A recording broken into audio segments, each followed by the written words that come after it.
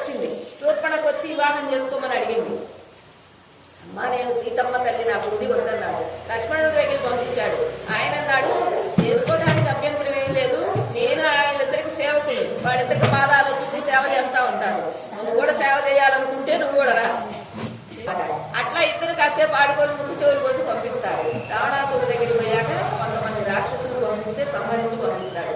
మళ్ళీ కరదూషణాదులని రావణాసురుడి యొక్క సోదరులు వాళ్ళు కూడా, అంటే బాబాయి పిల్లల పిల్లల్లాగా వాళ్ళిద్దరు కాక 14,000 మంది వచ్చారంట రాక్షసులు యుద్ధానికి రాముడి మీదకి.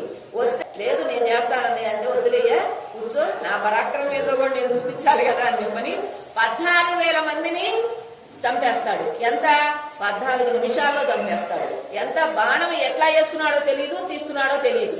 అది వర్షం లాగా పడుతుందా, ఆయన పొదులో నుంచే తీశాడు కానీ తెలియలా, ఎట్లా పడుతుందో తెలియలా. 14,000 మందిని చంపేశాడంట.